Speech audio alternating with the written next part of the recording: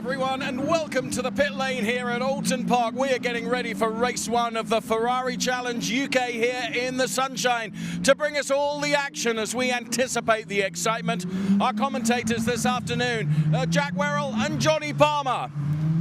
Thank you very much, Dave. Yes, as you can see, beautiful weather here at Oulton Park. Fabulous drone shot of our host venue for this weekend. Of course, a brilliant weekend at Silverstone just over a month ago. Left the Trofeo Pirelli Championship closer than ever. Gilbert Yates and Bradley Yates tied on points here for round 4. Race 1 of the weekend, 30 minutes plus 1 lap. As always, the weather has well and truly been on our side, at least for those spectating. Those in the car may be feeling the heat that little bit more.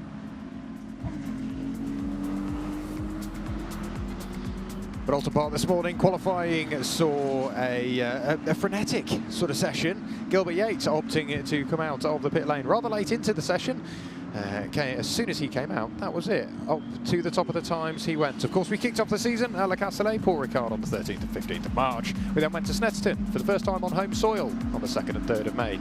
Towards the end of the month at Silverstone, the 22nd and 24th for round 3. Round 4 here at Oulton Park, 26th and 7th of June. We head to Brands Hatch in around about a month's time. And then we have a bit of a break before we head to Donington Park on the 19th and 20th of September to round out the Ferrari Challenge UK 2026 season. Cars out on their sort of installation laps, getting temperature into the tyres, into the brakes.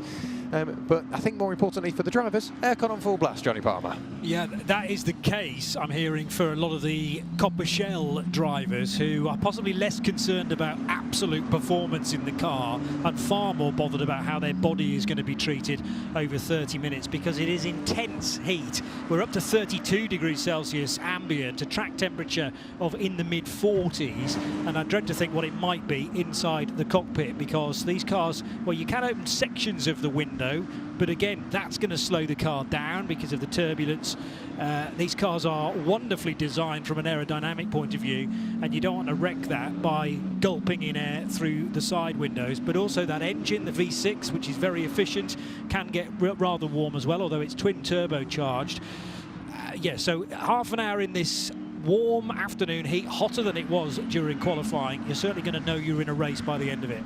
Absolutely. Gilbert Yates mentioned this morning post-qualifying that at the forefront of his mind will sort of managing that tyre life throughout the session. Drivers out there, what they do is they go out, complete an installation lap. Should they wish to do another, they can roll through the pit lane and carry on once more.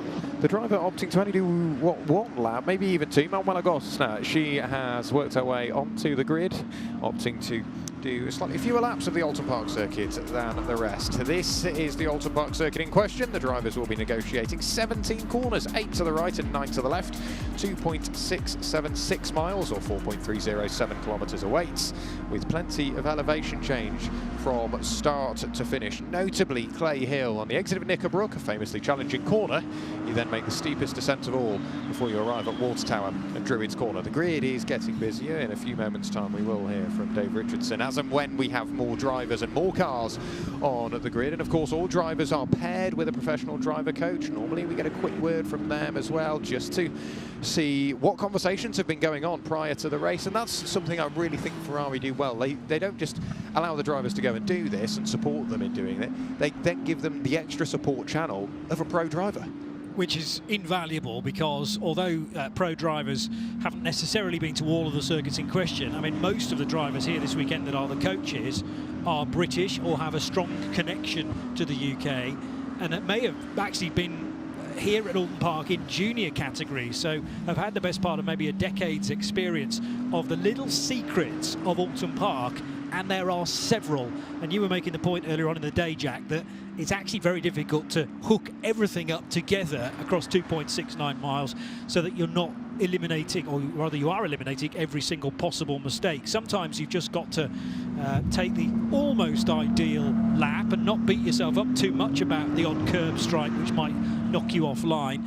It's obviously important to thread your way through safely and efficiently during qualifying, but a race when you're defending is a whole different story. It really is, and this is something we've not touched on. Oulton Park, famously not the widest circuit. It may look like it on the start-finish straight, but that really starts to thin down, especially along Lakeside and into the very quick left at Island Bend. But there's a number of places where it's going to be challenging to try and go too wide. So drivers will have to take that into account, which, if anything, puts a massive emphasis on qualifying. You qualify well, you put yourself in a very favourable position to then defend from there. It's an easy circuit to defend, it's an easy circuit to attack because of the heavy braking zones. It's just that whole process of attacking, getting through, past and away, all of a sudden it gets a lot harder. There's no forgiveness around here though either. It's an old school track, so if you go wide you're often out in the scenery and sometimes into a pretty hard barrier as well. I'm looking at the tracks we've already visited. Le Castellet, I mean, that used to be very narrow in places. It's hugely forgiving now because it's a high-tech test track turned back into a, well, recent days, a Grand Prix venue, of course. Snetterton, there's a little bit more snakiness to that, I suppose, so you can't afford to make too many errors. But then Silverstone, there are wide open expanses. If you happen to push a bit too hard into certain corners, there's runoff. Yeah, you might be done for track limits, but at least you're not going to be into any of the circuit furniture. But here at Oulton Park, and next time out at Brands Hatch, there's nowhere to hide, you know, and if you are side by side in the wrong places, then it could go really badly wrong. I really hope it doesn't, of course, but this place is no stranger to the odd incident. No, a real unique challenge is the Oulton Park circuit. We just had a very brief look at William Bolster, who, if I may say so, I think has probably got the most empowered driver coach for this weekend. Charles Rainford here at Oulton Park, famously quick at Oulton Park, not only in the British Touring Car Championship, but the junior formulas back from there, has had plenty of success here at Oulton Park. So let's see what William Bolster can do about drawing upon that experience. We had a brief chat earlier on this morning with Manuela Gosner, or at least a look into the sort of perspective of how she's approaching this weekend. We'll line up 5th in Trofeo Pirelli. That works out to 7th overall, so we'll see what she can do through the 30-minute plus 1 lap race that awaits us. The grid is near on fully formed. I think we have every driver with us. I'm just looking down onto the grid to see who else we might be waiting for. This is a talking point. Some drivers out of the car, some drivers remaining in. We might be able to hear as to why that is, because Dave is down there on the grid. Thank you so much. I'll do my level best. Of course I will. As we make a slow trudge through the grid, and I don't mean trudge in any unenthusiastic way, other than the fact it's just darned hot down here. Robin Williams, of course, with that famous line in Good Morning Vietnam, it's just damned hot, and it really is. So Darren Howell is one of those drivers who's out of the car. Comfort brake, I think, is in order for Darren Howell because he's nowhere near the car at all. Hussein Sert, another one that has disappeared completely. When I do eventually find one, I will speak to one. What am I talking about? Drivers, of course. Manu Gosner preferring to stay inside the car right now, and there she is. I know Piero was there just a few moments ago. Giorgio Sonagiotto is here. We often speak to Manu. New into the UK Championship, having raced in Ferrari Challenge in Europe, but Manu is enjoying her time here in the UK, is she not, Giorgio? For sure, it's an amazing experience. It's exactly what we expected before, because you know, the culture of the British driver, the British circuits, we really like it, and she's enjoying a lot. We are enjoying a lot. We are together and we are enjoying a lot. This is exactly what we wanted at the beginning of the season, and it's amazing, but it's not easy. One critical question for you, Giorgio. You're a very successful driver in your own right. You're a team boss now and driver coach, and you have those management responsibilities. How difficult for you is it when your nearest and dearest, your wife, is inside that car? How worried do you get when you're on the pit wall? It's a mission impossible. No, I'm joking. It's not easy, but for sure I have a lot of people around me that help me, because to do with all of these rules is quite impossible. As a husband, as a team manager, as a coach, is quite impossible. But sincerely, we are enjoying and we are doing our 100% or more. 100% or more. Giorgio Sonagiotto, thank you so much for talking to us. So he's a team boss, if you like, of the Ineco Reparto Corsa Ram team, which engineer Manu Gosner, who is remaining in the car. Also remaining in the car, I believe, is Mike Dewhurst, who we can see here to my right-hand side, just being strapped into the car there. Mike preferring to stay in the car rather than get out of the car. Who else have we got? What other drivers can we try and nab a quick moment with just before they set off? A driver that really impressed me, that had the opportunity to race at the Le Mans 24-hour support race, was Joseph Dean here. I'm just going to see if I can grab a quick word with Joe here, which is really going to irritate the people that are looking after him. And Joe, just a quick word before the start of the race. This is very different to the track that you were on last time out, Joe. Yes, I think I've learned that this is the sort of circuit that you need to respect. At a place like Silverstone, you can kind of go there and pound around a little bit, but I think here, because of the camber and the different telemetry, you kind of have to pay attention when putting any sort of input through the car. And just a couple of weeks ago, Joe, you were mixing it up with the European and North American drivers at the Le Mans 24 hours in one of the support races, two of the support races there. You did really well, friend. Yep, it was definitely a once-in-a-lifetime sort of opportunity, but I would like to have maybe done a little bit better than we'd originally hoped for. However, I think just being there amongst like 400,000 people on that Saturday race, it was definitely a real pinch myself moment. The Joseph Dean fan club on the Drivers' Parade was one of the biggest fan clubs, I want to tell you that. So well done and good luck for today, Joseph Dean then. Alongside Joseph Dean, Andrea Seminara, what a great job in qualifying he did. Huge congratulations to Andrea Seminara. We spoke to him straight after qualifying, having put it on pole position for the Copa Shell category. It's going to really probably irritate some more people, and see if I can grab a quick word with Andrea just before he sets off on this race. His driver coach is one of the nicest guys I know, and he will forgive me for interrupting. Andrea Seminara, many congratulations. Your qualifying was superb. What are you going to do to convert that qualifying into the race win that you so desperately need? I have no idea, David.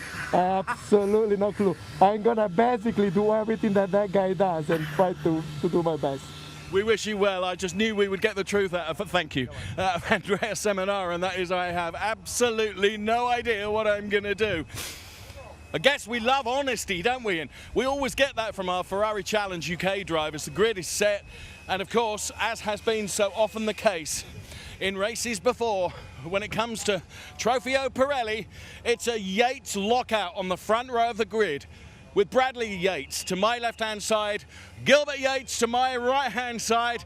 Let's get ready to go racing. And the voices of our first Ferrari Challenge UK race this weekend, it's going to be Johnny Palmer and, of course, Jack Werrell. Thank you very much, Dave. Great to hear from a couple of drivers down there on the grid.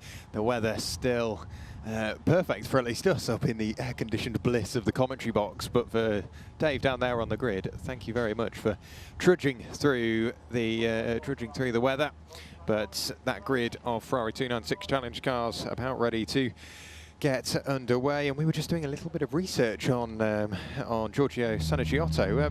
Very, very quick driver, wasn't he, back in the day? Yeah, he still is. And he's still got a lot of pace. I mean, he's only just north of 40, but Sanaggiotto, turning his attention more so to team management and organisation. But I do remember him in ACO rules racing when he competed at Le Mans with teams like Chetillard Racing, and he's also done a lot of stuff stateside as well, so a regular entry in the Daytona 24 hours, the Sebring 12 hours, Petit Le Mans, big races in North America like that.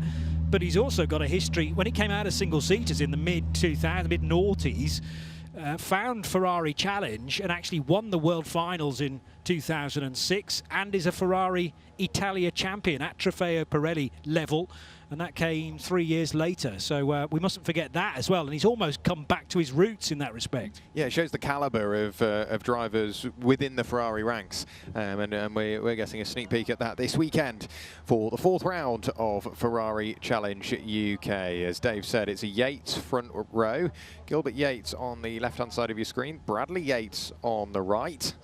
Let's see what they can do about getting away well in the early stages of this race. But then back from there, that's when we may see it start to shuffle. Andrea Seminara will try to bounce away from the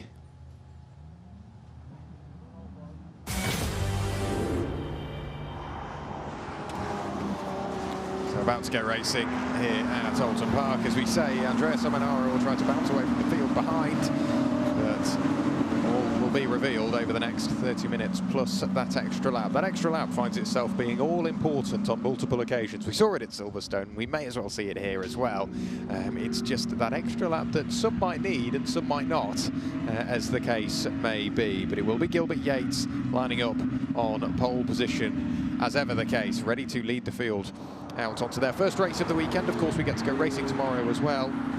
We need to get today's race done and out the way first. And it is a grid resplendent with those 296 Challenge cars. Darren Howell looking for a better weekend this weekend. This is the way they will line up. It is going to be Gilbert Yates that lines up on pole position after the 1:35.378 posted. Bradley Yates will line up alongside. Joseph Dean will be on the inside of row 2. He has Andrea Seminara for company alongside. He is the Copa-Shell pole sitter. Mike Dewhurst lines up alongside Christopher Baton, Copa-Shell Championship leader. Manuela Gosner has Sean Rand for company on row number 4. Row 5 is Darren Howell. He has William Bolster alongside. On the 6th and final row of the grid, it is Hussein Sert and John Turner. So the Oulton Park circuit awaits these 296 Challenge cars. They'll be working as much temperature into the fabulous Pirelli P0s. And then it's a case of forming a nice 2x2 order, and we get to go racing for the first time this weekend. There are no tyre warmers allowed in this championship. You wouldn't want them on a day like this, frankly. You could have put the tyres out in the sunshine, I'm told, by 1 or 2 engineers up and down pit road. But again, do you actually want to be starting, once you've adjusted 1 or 2 tyre pressures on the grid, you want to be starting with tyres that are already above their kind of operating window. So this is going to be intriguing for the first few laps. If you've not qualified so well, you'll obviously want to hustle and try and get to the front, but not necessarily at the expense of limiting your tyre wear or limiting your tyre capability before the end of the race. So this is going to be a tippy-toe, tightrope balance about how much you go from the out of the gate and how much you have in reserve at the end. Yeah, so here the field comes side by side. Gilbert Yates on the inside, Bradley Yates on the outside. The red lights are on, and as the red lights go out, which they do now, it's a good start from the front row, side by side. A couple of drivers just trying to work their way up through the gearbox before turn 1. It all got rather close there. A bit of contact between Mike Dewhurst and Andrea Seminara. Mike Dewhurst with a light amount of aerodynamic machinery just starting to part ways with the car, but Gilbert Yates, safe start, managed to chop across the nose of Bradley Yates, and he's trying to make good his escape. Bradley going with him, and Joseph Dean, he's following in the wheel tracks. Yeah, everybody else is doing pretty well at this stage. I didn't think we were going to see anything gung-ho through into Cascades and Lakeside for the first time. There was just a little bit of movement from Gilbert Yates' car out front, and that is still the tyres coming into temperature. The last place you want that is at Cascades, but he controlled it so well. This is a guy just at 1 with his Ferrari 296 in the Ferrari Challenge. He's taken the last 2 titles in 2024 and 2025, might be on course for a 3rd in a row. So I sense that Yates is going to open up a little bit of a gap, but in behind it's already getting interesting for 4th position. It is indeed. Andrea Seminara does have Mike Dewhurst with him. Behind Mike Dewhurst is Christopher Baton. So those 3 are absolutely nose to tail. And the thing is, if Mike Dewhurst does get through and past Andrea Seminara, it's a position overall, but not in class.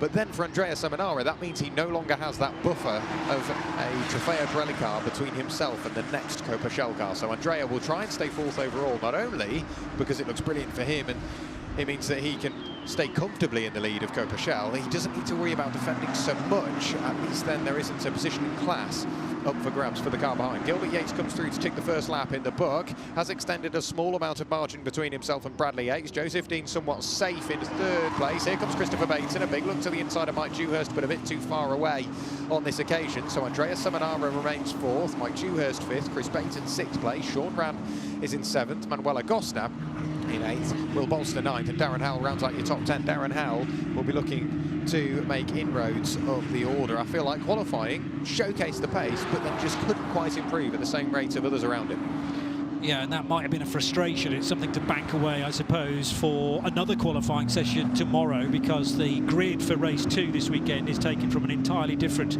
qualification session. The Yates are really stretching their legs here. Gilbert's got a bit of a margin over Bradley, his son, in behind, but I'm impressed with how Bradley is clearing off from Joseph Dean as well, who is on his own to a certain extent, but looking comfortable in 3rd position. The scenario that Andrea Seminara was painting to Dave Richardson was, I'll just follow the guy in front and do what he does. Well, that's kind of gone out the window straight away, because the guy in front of him was Bradley Yates, and now he's in second, and there's a car sitting between Andrea and Bradley in the form of Joseph Dean. But a good reference point again for the Copa Shell leader. And Mike Dewhurst confirmed now, of course, into 4th position. So Dewhurst makes it 4 Trofeo Pirelli cars out front as we're about to complete the next lap. We are, as Andrea Seminara, as you say, now down into 5th place, losing out to Mike Dewhurst on the most recent lap, which now means Andrea Seminara could be vulnerable to the advances of Christopher Bates, and Mike Dewhurst has ran away, and we are absolutely nose to tail over the start-finish line. We've got a quick peek in the background there as Andrea Seminara soaking up the pressure of Christopher Bates. And let's have a look back at the start of the race. Who got the best start from the front row, but more importantly, what happened in the background? So you could see the Yates get a good start. Darren Howell, I think, lost a couple of places. Great start by Sean Rann, immediately started to run away. But Darren, did he pinch himself to the inside? There was the contact between Andrea Seminara and Mike Dewhurst. And Darren Howell, yeah, just got pinched into the apex, caught out, and then dropped down. So back to live racing. Gilbert Yates running away up the road. Fastest lap of the race in class, fastest lap of the race overall. But Hussein Sert, down in what is 11th place, has got the fastest lap of the race in Copa Shell. So keep an eye on Hussein for climbing his way up through the order. And Andrea Seminara and Christopher Baton, they're not that far apart, and that's for the Copa Shell lead. Indeed, so we need to be keeping an eye on that. As you watch the order of the cars, that is for 5th and 6th places overall. So up Clay Hill goes Gilbert Yates. He's nursing this 1.5 second lead over Bradley. Bradley in turn is able to drop Joseph Dean. Those two cars turning right twice at Druids and onto the short straight under the Paul Warwick Bridge and then on towards Lodge Corner. All of these places are so challenging, and what the cameras don't necessarily tell you is how undulating some of the track is here at Oulton Park, particularly in the braking area for Lodge Corner itself. So that's very tricky too. But I think Joseph Dean will be happy with his progress so far, just popping into sight there at Dearly, and still 3rd position in Trofeo Pirelli. So 3rd in Trofeo Pirelli for Joseph Dean. Mike Dewhurst, as we say, has recently taken 4th place away from Andrea Seminara overall.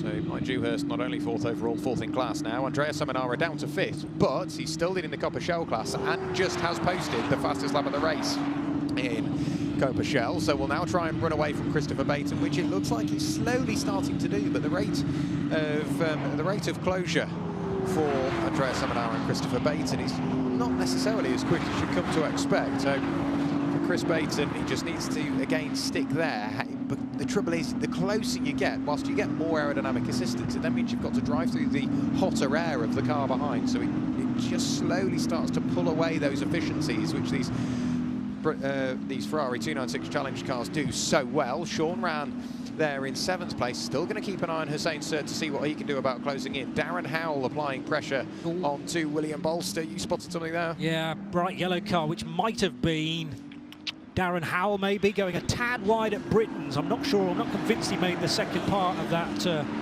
tricky chicane, although I think that was his car popping into sight, so he might have just been briefly off the track. Or Hussein Sert maybe, yeah, okay. I'll check. I'm actually in the interval between the qualifying and the race. I took a photograph of all the cars because I'm still learning them in truth. And I'll try and work out who that was. But I think crucially, whoever it was has stayed on the track just with a slight delay. And in this temperature, obviously the tyres are working brilliantly hard. The Trofeo, the Pirelli P0s will be up to temperature now, but it means that they're so sticky. Just any moment off the track means that they will pick up all of the detritus. Chris Baton lunging around left and right, gets a brilliant run on the exit of Old Hall Corner, so closes back in onto Andrea Seminara. Along the avenue, down through Dentons and in towards Cascades they go, but Chris Baton just washes slightly wide on that occasion, so we'll have to push on that little bit more to try and close in that time lost. Gilbert Yates up at the front now, 1.3 seconds clear as a pair. They are 6.3 seconds clear of Joseph Dean. And Mike Dewhurst a further 7 seconds back from there. Manuela Gosner, she's caught up in all of these battles in Copa Shell. She's now got to try and carve her way up through these battles and then onto the coattails of Trofeo Pirelli. I think my description of a bright yellow car, and then you pointed to the entry list and said Hussein Sert, that was bob on, because a minute and 45 seconds it took the Turkish racer, whereas everyone in front of him about 4 seconds quicker than that. Now side by side for Coperchel, down into Hislops and around the outside. Now can the 81 car of Chris Baton hang on? There is a traffic jam forming in behind, and if this goes badly wrong for Andrea Simonara, he's going to lose 2 places, because now snapping at his heels is Sean Rann. Rann can't get the run up Clay Hill though, but that all came to a head all of a sudden at the front of Coperchel. I think it was a fair move in the end around the outside, but it was sure was brave, Jack. Very, very brave indeed on the brakes. Around the outside in towards Hislops. It's a very unique move. You don't see it very often at all. So a rare move made around the outside for Chris Baton, and position made. So what a way to take the lead away in Coperchel, that has already started to build up quite a substantial margin over Andrea Seminara. Sean Rann immediately hot on the heels of Andrea, and will try and get that position as well and work his way a step higher on the Coperchel podium. This is what we see from Chris Baton. He's been on the podium every single round this year. If it hasn't been the top step, it's been the second step. So Chris Baton flying, he's in that clean air now and should just start to pull away. But more importantly, with Andrea Seminara and Sean Rann getting closer together and battling, this is bringing Manuel Agostner into the mix. And William Bolster isn't too far away at all. So we could have 4 cars all fighting over 7th, 8th, 9th and 10th. And involved in all of that, as we say, is Manu Agostner, who's a Trofeo Pirelli driver. That's right. So yeah, she's getting bottled up in the wrong place for her race, as now Bradley Yates has gone quicker than Gilbert Yates, so that gap's starting to come down a tad. It had stretched out to 2 seconds, it's back down to 1.6, so Brad's time was a 1:36.778. I've just noticed that Seminara is still carrying a bit of damage on the rear right corner. That's after his clash with Mike Dewhurst, I think, when Dewhurst was squeezed up the curb at the very start of the race, and I noticed a little bit of debris just churning its way across the road surface. So right rear diffuser maybe hanging away on that car. I don't think it's having an impact on performance actually, because now Seminara has almost located a bit of a second gear and he's trying to build a gap from Sean Rann, but that's all about trying to ignore the black and red car who is looming large in the mirrors. Yeah, it's a tricky job, isn't it, trying to ignore the rear view mirror, because you're always told the race is only ever out your windscreen, and for Andrea Seminara, he's got to focus on that. On the brakes, in towards Hislops. Look at the bravery from Chris Baton. Just ran his way up the grass banking very slightly. Managed to get the car slowed down and rotated for the left-hander. And fired his way up at Clay Hill. There is Bradley Yates, still with the fastest lap of the race in Trofeo Pirelli, and has closed in yet more, back to 1.6 seconds. It seems sector 1 and 3, Bradley Yates absolutely on it, but Gilbert Yates makes up for it in that middle sector where you're hard on the brakes, through Hislops and up through Knickerbrook and Clay Hill. That's where Gilbert Yates really starts to extend that margin before Bradley Yates reels him back in once again. Chris Baton is starting to disappear in the lead of Coperchel. Andrea Seminara and Sean Rann will still be fighting away over the remainder of this race. And as Gilbert quite rightly alluded to at the end of qualifying, at this point you will be assessing in the car not only how warm am I, but how warm are my tyres, how much life have they got left. While the Pirelli P0 is a fabulous tyre for longevity and performance, you still need to manage those temperatures to make sure you get that longevity throughout the race, especially on a day as hot as this. And there is a danger that Gilbert and Bradley will kind of suck themselves into their own race and start going, yeah, let's just clear off, because that means we're comfortable. But then does that mean that their tyre performance will dip retrospectively, or you know, related to the car that's doing the chasing of Joseph Dean, who might be just taking it more easily, playing the longer game. We're not really seeing the number 12 Ferrari in the same shot as these two leaders, because he is about 11 seconds back, but he's in no danger of giving away third position. And I just wonder whether that approach, considering we're not even a half distance yet, might pay dividends when we get to the end. Yeah, it makes you think, doesn't it? Are we now seeing slightly differing strategies between drivers? Mike Dewhurst wasn't necessarily as eager as I think we're used to seeing, so maybe just a bit of time at the start of the race to keep the life in the tyre, and then you've got that confidence in the final sort of 10 or 15 minutes to really push on and not worry too much about tyre life. You could see again Bradley Yates just wobbling slightly on the exit of Britain's. Have they pushed slightly too hard in the early stages of the race before they back it off and then reapply that pressure once again? But Bradley, you can can see he has been getting closer. 1.4 seconds now, the gap. But are we going to see that open back up after a small mistake? There is Andrea Seminara on the brakes in towards Britain. Sean Ra still giving chase. Manu Ghostner not that far away. Neither is William Bolster or Darren Howell, who's starting to push on once again. And again, not that far up the road, Chris Baton. All it takes is one mistake from anyone in these, 5 cars, and all of a sudden this race gets brought really close again. Sean Rann left his braking very, very late indeed there, and I was fearful he might have to go partly onto the grass to avoid a collision with Andrea Seminara. In the end, he knew exactly what he was doing, but they did certainly close up there, the concertina effect into Hislop's chicane. And Mola Gosner, I'm struggling to work out here whether she is carrying a bit more speed, but can't just get close enough to the cars in front, and that might be to do with aero wash. These Cup cars, Challenge cars, don't suffer as badly from aero wash. That's the dirty air in the wheel tracks. Oh, Sean Rann again is a bit sideways coming out of Lodge corner. So again, that gap to Seminaro grows, which will benefit the Italian.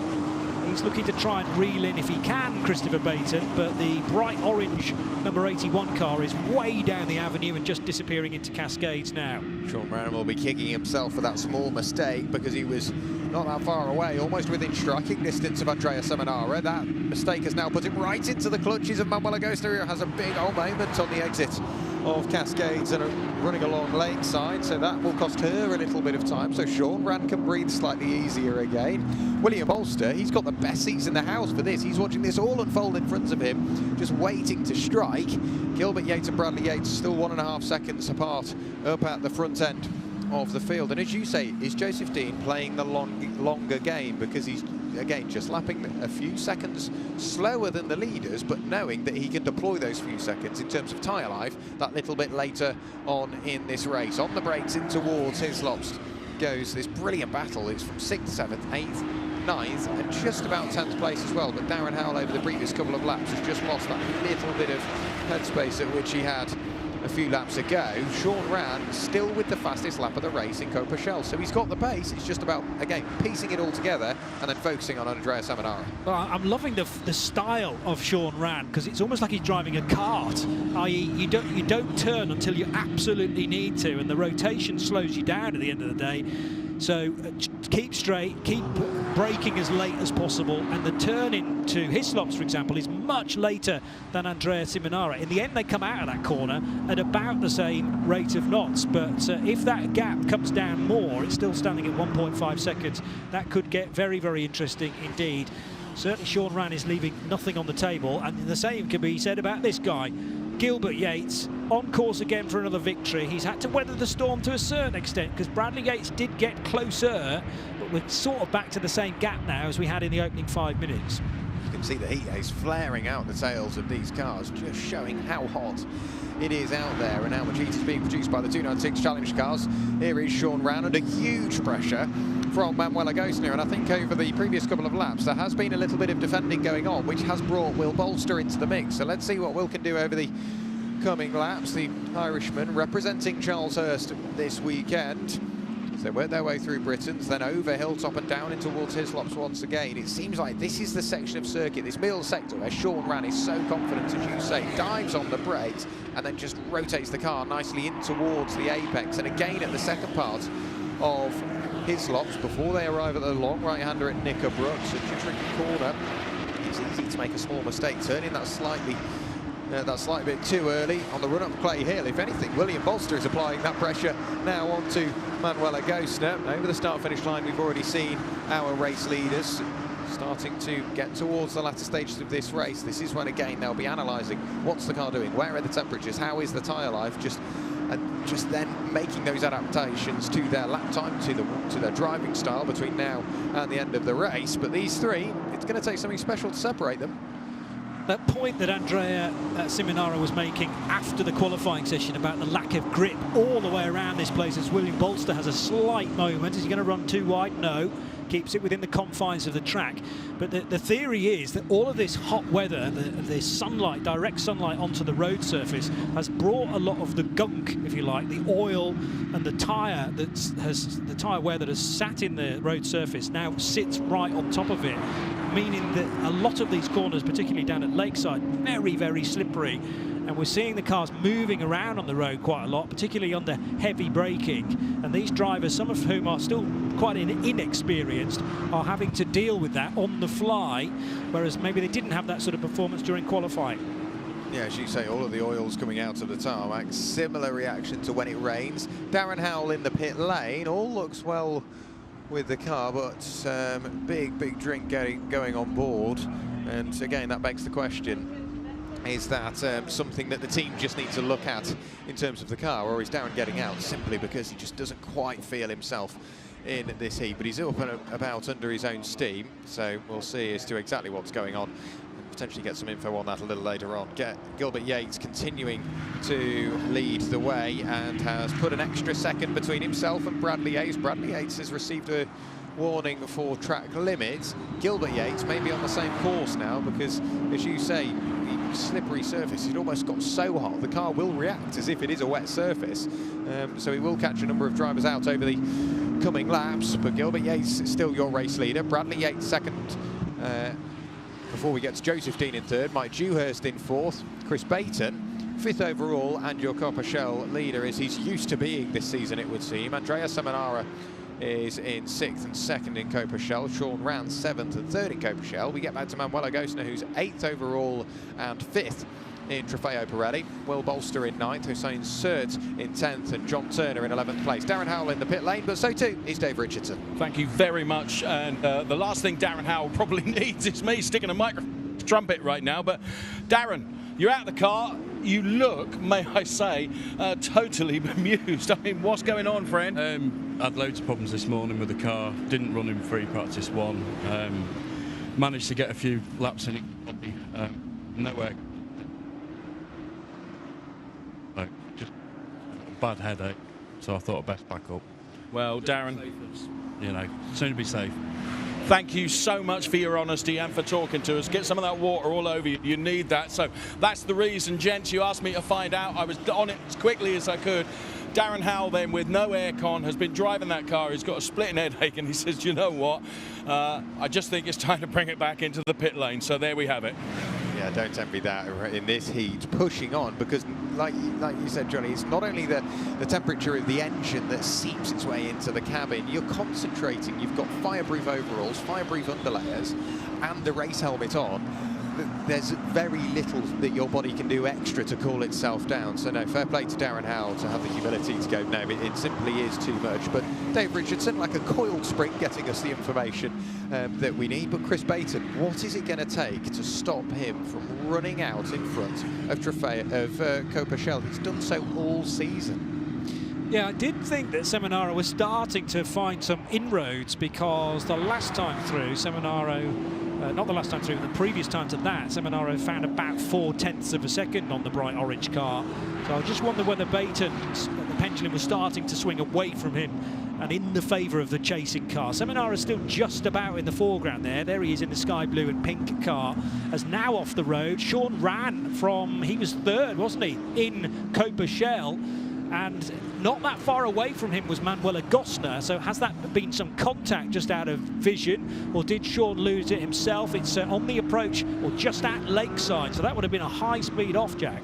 Yeah, it's a scary place to find yourself just wandering over the circuit limits. Let's have a look back to see exactly what happened. So no, all on his own, just washed slightly wide, and as soon as you touch the grass, it's the loaded side of the car that works its way off the road, so immediately you do lose grip. But the Pirelli P0s will now be being worked to try and work all of that dust, dirt and detritus again off the carcass of the tyre. Gilbert Yates running wide on that occasion on the exit of Cascade, so he'll have to be careful not to rack up any further track limits warnings.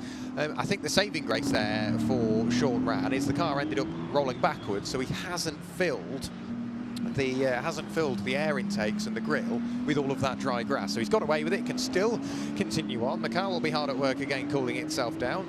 Traffic may pose a slight issue over the remainder of this race, as Gilbert and Bradley Yates are closing in now on John Turner on the brakes in towards his lops. This might be exactly what Bradley Yates has been waiting for. True, traffic can give and can take away, so let's see whether Gilbert Yates is caught up at all by John Turner. The other thing that's now interesting is for the podium, within Copa-Shell, because we already knew that Manuel Agostner was under pressure from William Bolster, and at times Bolster looks to be about a tad quicker than the Italian, but he's got to find a way through, and that is very, very tricky around a track in some places as narrow as Oulton Park. Definitely the gaps come down there, so the bypassing of John Turner, who now goes a lap down, has favoured the chasing Bradley Yates. 1.4 seconds was the gap. It's come down to 0.9 of a second, so Bradley gains half a second in one lap. Great lap there from Bradley Yates, and that again begs the question, was that a little bit of traffic? Gilbert Yates, he didn't seem to do the unorthodox of closing in so close and then getting by. He seemed like he just backed himself up that little bit early, gave himself some breathing room, allowed John Turner to be a bit more comfortable and jump out of the way, and then drive his way past on the exit of a corner. So minimised his loss, but very briefly it meant that Bradley Yates could get that little bit closer. And Bradley, he's playing games with his father now, isn't he? Constantly flashing the lights. We saw it on lap 1. We're now seeing it, but a big sideways moment for Bradley Yates. That's going to cost him time. Yeah, so all that time gained in trying to get by John Turner might have been given up, although he's nice and clean through Britain's this time. So even if it's a couple of tenths that he's lost, he hasn't necessarily lost a full half second. And again, he's back with his dad in the braking area for Hislops this time around. Another cheeky flash of the lights. Gilbert's probably saying, I've seen this for years, mate. You know, this is not going to affect my ability to focus on the road in front. But Bradley's got to try absolutely everything. And he's also got to hope that Gilbert's pushed his tyres a bit more than the chasing car. The 11 car, of course, has been in the wheel tracks a lot, and therefore some of the heat that is dissipating from the leading Charles Hurst prepared car. They're both arriving together, though, at Lodge Corner, and the gap's going to be about the same. Gap is going to be about the same over the line on this occasion, so that will update in a few moments' time. And yeah, 4 thousandths was the difference. 4 thousandths was the gain from Bradley Yates last time over the line. So continuing to push on is Bradley, but just can't quite break that bubble, it would seem, over the race leader, #1 machine of Gilbert Yates. Joseph Dean still running around in somewhat safety of 3rd place. This is all he needs to do, again racking up those points in the championship. Another flash of the lights from Bradley Yates trying to unsettle his father. Darren Howell in the pit lane watching on. Hopefully they can get the aircon sorted for the opening race tomorrow, or even the opening session of qualifying. You could see Gilbert Yates as he hit the brakes. The car was squirming around. The temperature of those tyres must be astronomical, so fair play to all of the drivers for dealing with that, with the native temperature of the circuit, it would seem. Christopher Bateson out in front. He's pulled a 5.3 second gap over Andrea Seminara. That's exactly what he needed to do to again further extend his grasp on the Copa-Shell Championship. And the nice thing now for Christopher is that he can drive within himself, because he was very conservative on the approach to Cascades there, still carrying good speed. But I think if he needed to, he could probably find the odd half second here and there. Just drawn to the front left corners. He's caught some of the grass on the inside of Shell Oil's hairpin. Drawn to the front left part of the splitter, and whether there's maybe a bit of damage on Chris Baton's car as well, though. Maybe that's just where it sits, but it seems to be slightly lower on the left-hand side than the right. Might be an optical illusion. Yeah, there's definitely something, a bit of trim, probably more than anything crucial to the aerodynamics, but it's not slowing him down. I think certain angles I'm convinced there is some damage, and then others, like that one, it's probably fine. And as I say, if the car is still capable of doing a 139.7 last time around, that is considerably quicker than Andrea Seminara, who's falling back towards the 3rd place battle in Copa-Shell between Manuel Agostner and William Bolster. Big lap for Gilbert Yates, because Bradley Yates has clearly made a large mistake. Last time through, 1 minute 51.834 in comparison to the 1 minute 38.099 posted by his race-leading father of Gilbert Yates. So Bradley Yates, all of that hard work has come undone. Now meaning that Gilbert Yates could effectively take away the championship lead. In theory, he already has with the pole position point, but he can further cement that with another race win, albeit Bradley will still pick up good points, and I think at this stage, more importantly, the fastest lap point as well. But Gilbert Yates now with a 15-second lead over his son, Bradley Yates. Joseph Dean will have seen that happen and just isn't quite close enough to capitalise on the mistake of the car up the road. Chris Baton still going for max points in class, albeit he lost out on the pole position point. He should still get the first place points and the fastest lap point as well. So plenty of points up for grabs, but it all seems to be going to the regular suspects. It is peculiar what happened to Bradley, because it's happened all in the final sector, which contains Druids and Lodge Corner. So maybe he's overcooked it into the final corner. Did he run wide at Druids? But often that results in you going through the gravel. If he's gone through the gravel, that might account for something like 14 seconds he dropped in that final sector. But so far that will remain a mystery. Bradley, I'm sure, will have tales to tell. The key thing is he hasn't given up second position to Joseph Dean, who remains in third place in the Trofeo Pirelli class. And this is the fight then between Manuela Gosner and William Bolster for the final step of the... actually, no, Bolster is third. He's running now ahead of Sean Ram. But for Bolster, it would be a shot in the arm if he can overtake one of the Trofeo Pirelli cars on pure pace. And he's been right with Manuela Gosner for much of the race. Yeah, that's exactly effective. That's the best case scenario now for William Bolster, because it's not a case of he gets any more points or anything like that.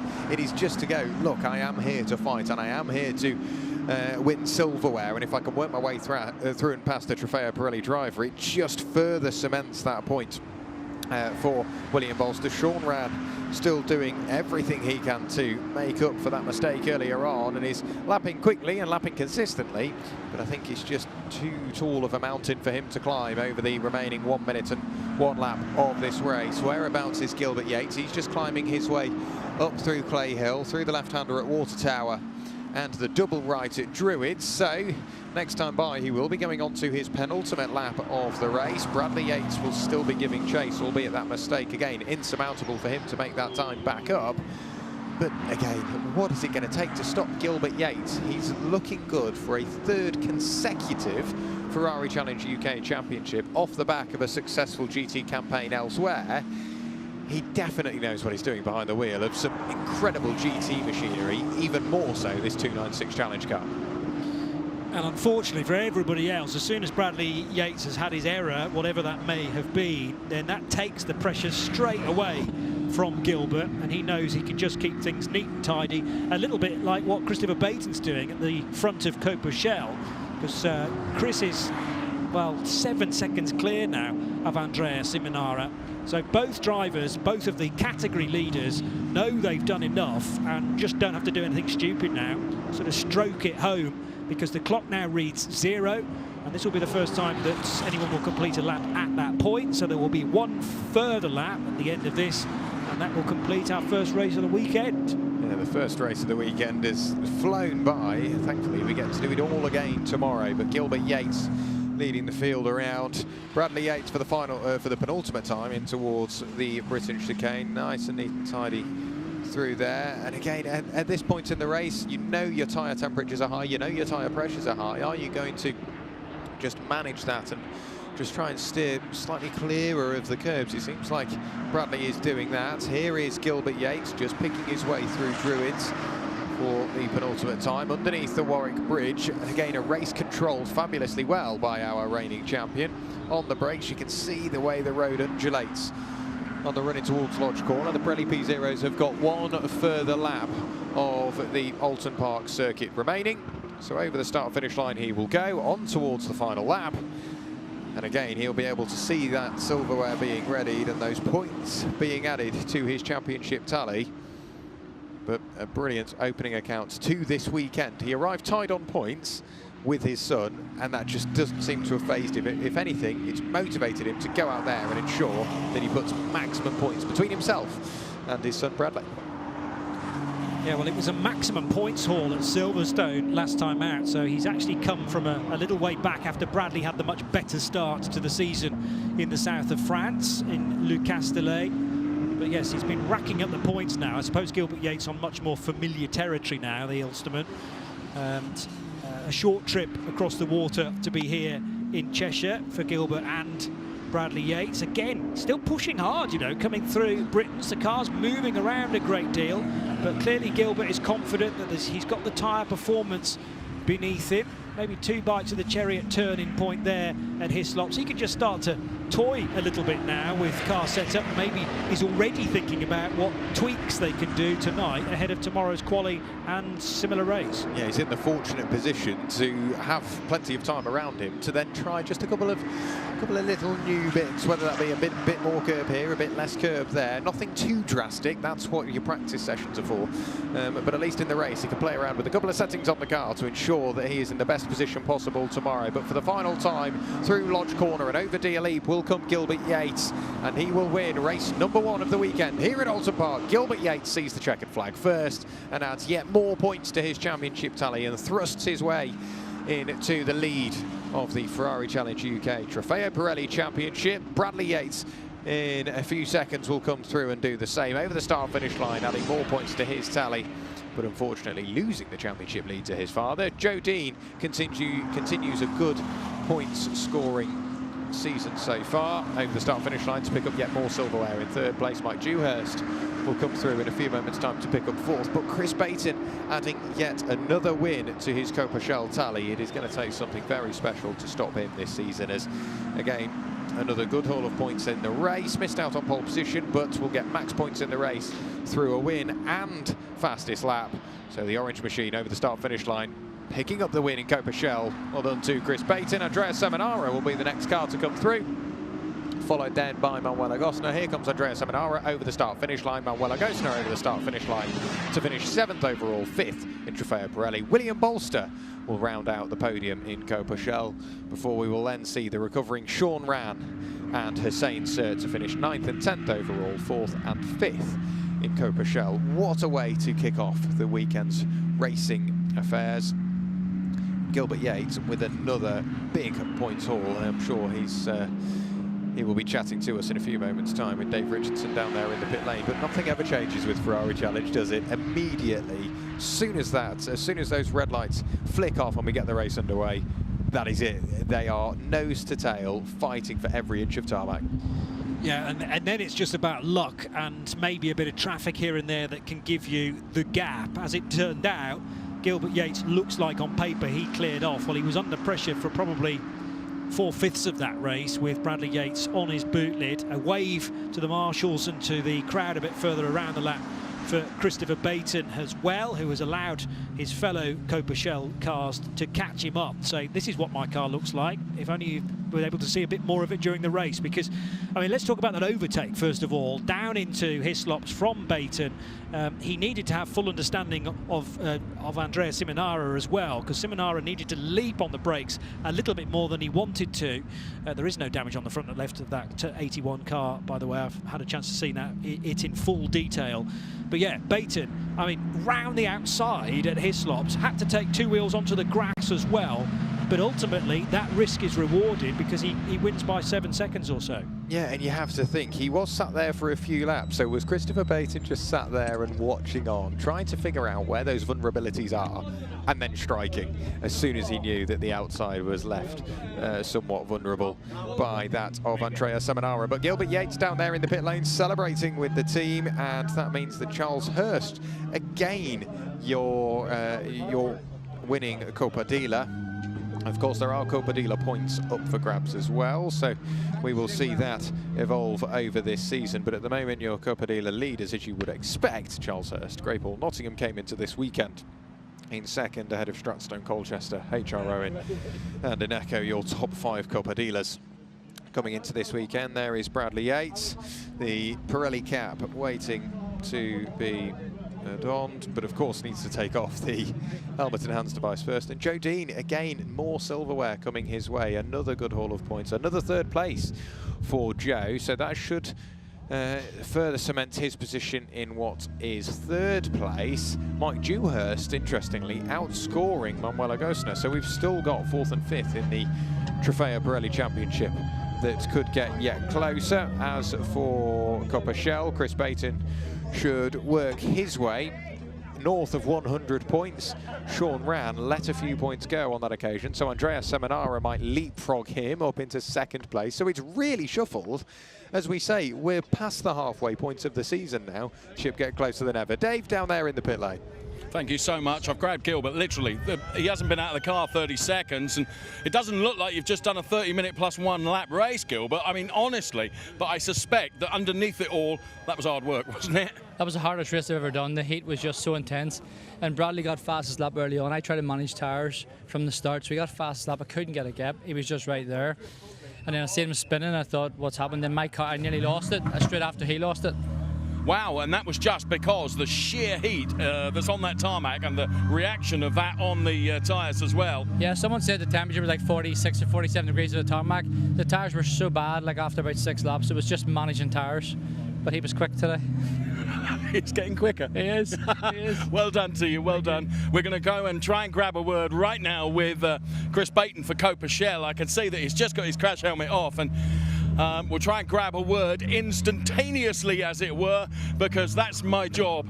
Chris Baton, the qualifying was not as you wanted. You knew you'd got to overtake, and you did it. And look at this camaraderie between Chris Baton and Andrea Seminara. Great, you know? Beg your pardon, say that again? When you get to race with somebody great, it's great fun. Fantastic, Great, well done, It mate. was great. Well done. Thank you. Congratulations. Oh, how lovely. And that is the spirit of the Ferrari Challenge, that camaraderie. That's why we're here. It's just amazing. There's nowhere better on the planet, honestly. I'm not just saying that. I've raced a lot in historics and things, which has been great. But this is just another league. It's just another step up. The camaraderie, the enthusiasm, the excitement, the whole thing is just amazing. I want to ask you, Chris, you knew you'd got to do the overtake. Had you mapped it out, had you planned it, or did you just take the chance when it arose? No idea. I was just waiting for a little bit of a door open, and it came, and I took the chance. And here we are. So, yeah. Well, you made it work. Congratulations. Thank you. So there we have it then. I've managed to get you both the winners within seconds of them arriving here in Parc Fermé. Let's go back to our commentary team right now. Thank you very much, Dave. Yeah, great to hear from our respective winners of Chris Baton and that of Gilbert Yates. But another brilliant race added to the library of Ferrari Challenge UK.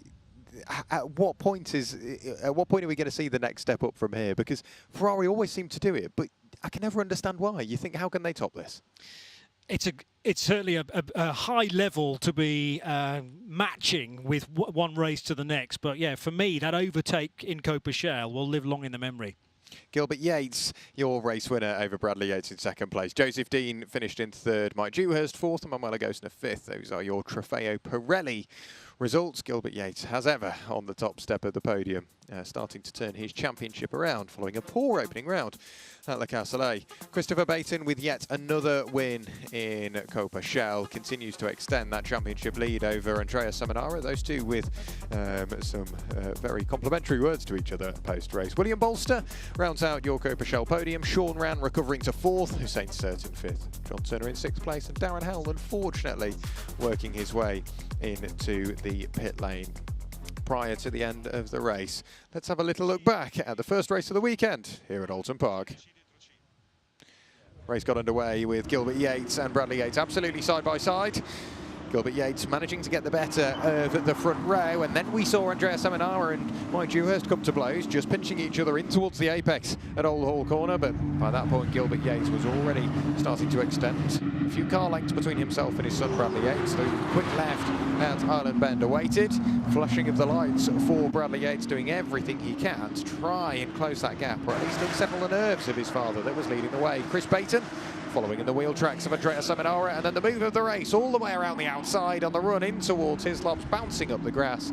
But for Chris Baton, planted his foot, managed to work away in the lead of Copa Shell. We then saw Sean Rann pushing on, trying to follow suit, trying to close in on Andrea Seminara. There was a couple of wiggly moments for Sean Rann, but still applying that pressure as the temperature rose here at Oulton Park. Big old moment for that of Manuela Gosner, but Sean Rann still starting to, or still soaking up that pressure from the car behind. There is Gilbert Yates bouncing his way over the curb on the run through Hislop's, on the run through Knickerbrook. Again, just starting to extend that margin. Chris Baton on the brakes and on the run in towards Lodge Corner with, by this point, a very healthy lead. And by that point, Sean Rann got caught out on the run through Island Bend, rotated the car through 360 degrees, recovered to fourth place in the end. But Gilbert Yates with another win added to his tally. Again, extends that lead margin in Trofeo Pirelli. And Chris Baton with another win in Copa Shell, now north of 100 points, the only one in the championship so far. Here is Gilbert Yates, 98 points, 3 points clear of Gilbert Yates. Joseph Dean finished in third, or he's now in third place, pardon me, also finishing in third, 27 points adrift. As we look towards Coperchel, there is Chris Baton, 109 points. Andrea Seminara leapfrogged Sean Ran to second in the championship. Sean Ran in third, and William Bolster in fourth in Coperchel. We now have the podium celebrations getting underway. Down there is Dave Richardson.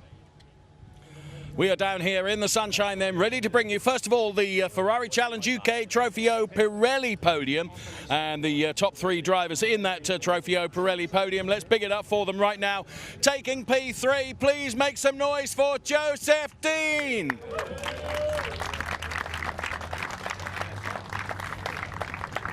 And very busy discussing what's for tea tonight between the Yates families, but let's see it first of all. Give it up for our P2 driver, Bradley Yates. The man is like a race-winning machine. He takes the top step of the podium, Gilbert Yates. So our top 3 in terms of the drivers, let's welcome, I guess it's going to be Noel here from Charles Hurst, our dealer, who will be in receipt of the Copa Dealer Award. And the trophies are going to be presented by our head of Ferrari Challenge and Corsa Pilota, Andrea Miladisic, who makes the first presentation to Joseph Dean. He takes P3. Next presentation will be for our P2 driver, Bradley Yates. And then, once again on the top step of the podium, it's Gilbert Yates! And here comes the Copa Dealer Trophy to Charles Hurst. Noel in receipt of the Copa Dealer Trophy. But that's not it, because we're delighted that the Pirelli Activity Coordinator for Ferrari programs, Lucio Vigani, is here to make the Pirelli Trophy to Gilbert Yates and shake the hands of our top 3 drivers in Trofeo Pirelli. So right now, Lee, who is top photographer down there, ushering instructions in terms of smiles and how everyone looks. And once that's done, it's going to be who will win the champagne race. I think Gilbert is got something of a disadvantage because he has 2 trophies to hold. Therefore, for my money, it's going to be Joe Dean winning the champagne race. We're about to find out. And I'm damned if I know who it was now, because I was somewhat distracted by John Turner. But well done to our Trofeo Pirelli drivers. The top 3, Gilbert Yates, Bradley Yates, and Joe Dean. We love the celebrations, and we love the fact that the joie de vivre is so big here with the Ferrari Challenge as we make way from the Pirelli podium. Up next, of course, it will be time for our Coperchel podium. Well done, everyone. That was great stuff. Okay, then it looks like the podium has been readied for Coperchel. So as loud and proud as you can, please, as we welcome our top 3 in Coperchel. Taking P3, here comes William Bolster. P2, Andrea Seminara. And on the top step of the podium, it's Christopher Baton. Let's welcome a representative of Grey Paul Nottingham here to collect the Copa Dealer Trophy. And delighted to say that our trophies are going to be presented by our Senior After Sales Manager for Ferrari North Europe. Sam Osborne is here. First trophy will go the way of William Bolster, P3. Well done, William.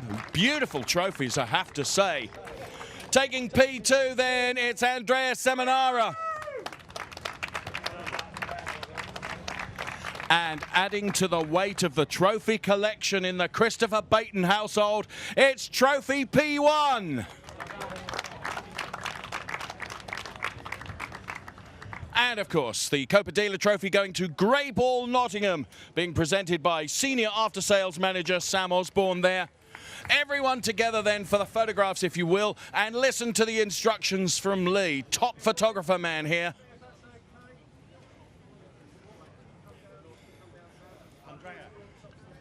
Everyone on the top step of the podium, if you will, please.